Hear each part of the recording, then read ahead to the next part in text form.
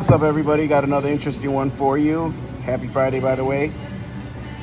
So I'm here with my coworker Gus, and Gus has this Fusion. It was hard to start, lacking power, and this is the reason why we tell you that maintenance is very important. Getting your oil change done on time, and if you can, even before 5,000 miles.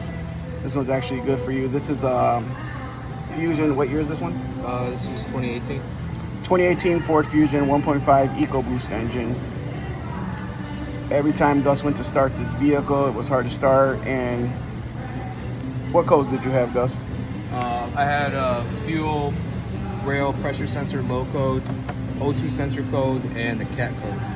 So we had a P0420, a P0087, and a P2196.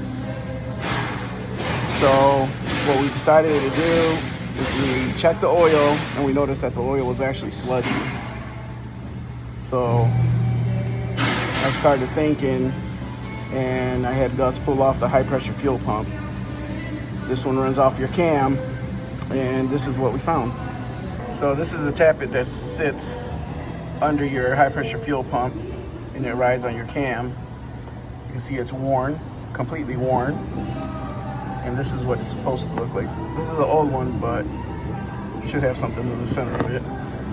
And if you look at the actual cam, if you look in there, it is scored, it is sludgy. This person was not doing their maintenance, and also it's lacking turbo power. So I could bet we'll pull off that oil feed tube, and that screen in there is clogged up. Hope this video helps, so please comment, like, and subscribe. Thanks for watching.